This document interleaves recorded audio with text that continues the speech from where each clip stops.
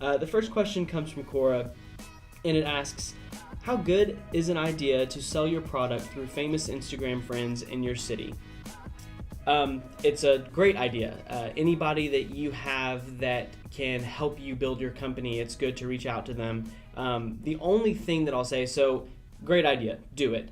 The only thing that I'll add to this question, because it's kind of a non-question, I mean, it's a great idea. You should do anything that you can do to help grow your business in a positive way, you should do. Mm-hmm. The caveat I'll put to this is you need to make it beneficial for them as well. So even if they're your best friend, don't just take from them. If they've got a large Instagram following, figure out a way that you can incentivize them. It may be having them over for dinner if you're friends like that, but always be thinking about how you can give to someone before you try and take from them is the only thing that I'll add to that question.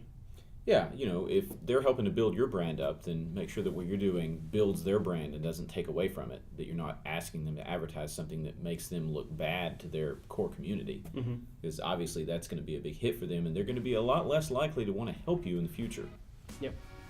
Perfect. Question number 2. How does the board of directors get formed with an early startup?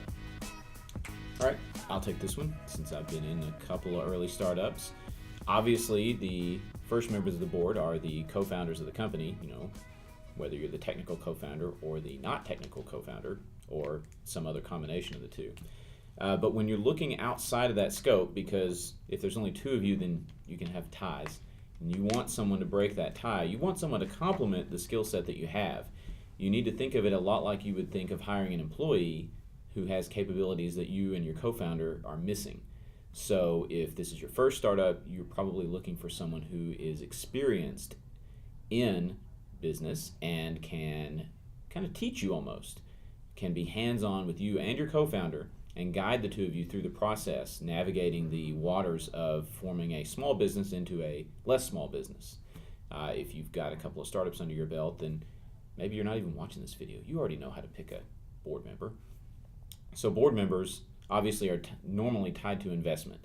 So larger investors are definitely going to want a seat on the board so that they can steer the company, not necessarily to their benefit, but just to the benefit of everyone.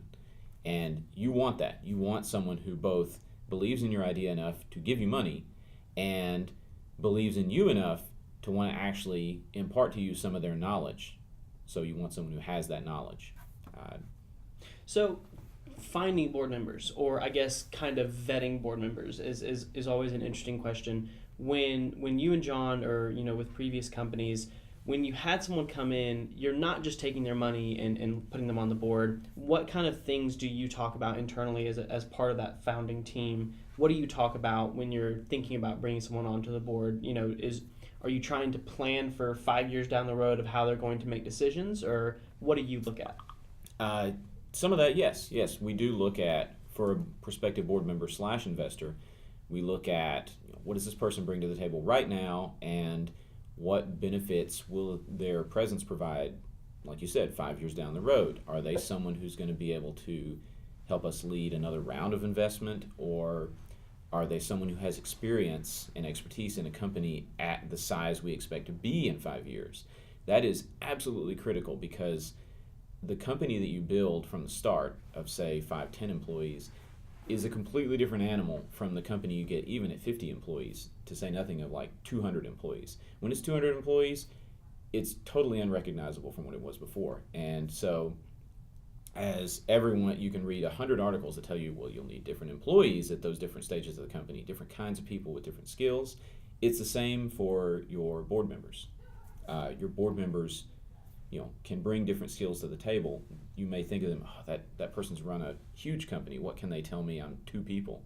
Well, if in 5 years you're 200 people, which can happen, then that person is going to have a lot more to say, and you're going to want to listen to them. Mm-hmm. Yeah, 200 people in 2 years, 200 people in 5 months with Country Outfitter. Yeah, it